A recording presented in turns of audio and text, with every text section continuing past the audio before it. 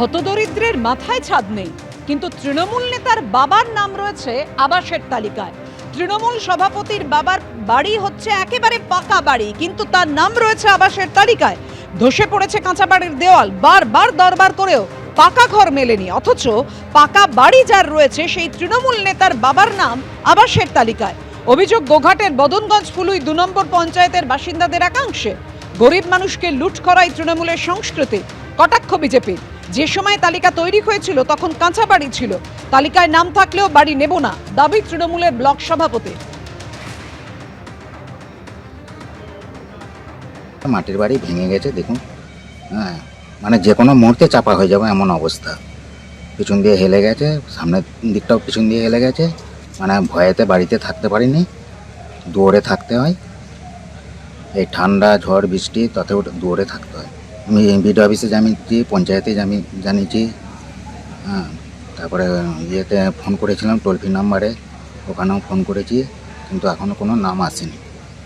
হ্যাঁ, ও ব্লক সভাপতি বাবার নাম আসছে, মায়ের নাম আসছে, হ্যাঁ, এটা আমি শুনলাম, কিন্তু আমার নামটা কেন আসেনি? আমার মাটির বাড়ি, আমরা এই বাড়িটায় 3 জন বাস করি। আমাদের বাড়ি আসেনি। পঞ্চায়েতে বহুবার আমরা জানার চেষ্টা করেছি যে আমাদের বাড়ি কেন এলো না।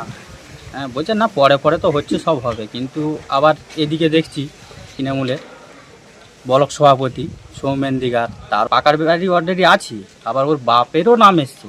তাহলে ওদেরও যদি বাড়ি আসে, তাহলে আমাদের মাটির বাড়ি আমরা তাহলে কোথায় থাকবো?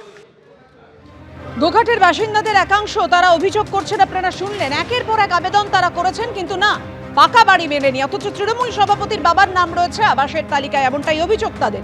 বিজেপি বলছে, বিজেপির কটাক্ষ যে গরিবকে লুট করাই হলো তৃণমূলের সংস্কৃতি। পাল্টা তৃণমূলের কি প্রতিক্রিয়া, পরপর দেখুন।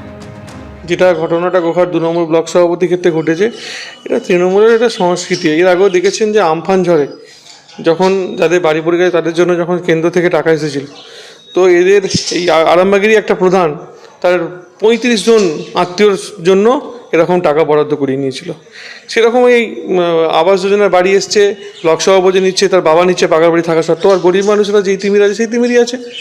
তো এরা তৃণমূল কংগ্রেস দলটা মনে করে যে রাজ্যের মানুষের করের টাকায় যে যোজনাগুলো আসছে এগুলো তো আপত্তি সম্পত্তি, তা আগে নিজেদের নামে করছে, যারা আছে তার 1, 2, 3টে করে আত্মসাৎ করছে, আর গরিব মানুষদেরকে আস্থায় বসাচ্ছে। যে সময় আবাস যোজনা সার্ভে হয়েছিল সে সময় আমরা যারা তৃণমূল করছি বা যারা বিজেপি সমর্থক আছে, যারা সিপিএমের সমর্থক আছে, এমন অনেকেরই নাম আছে বর্তমান লিস্টে, অনেকেরই নাম আসছে। তা বলে কি সবাই বাড়ি পাচ্ছে? এখন সার্ভে হচ্ছে, বাড়িটা তো দেখতে পাচ্ছে যে আমি পাকার বাড়িতে বাস করছি, আমার নামটা এসছে, সার্ভে হচ্ছে।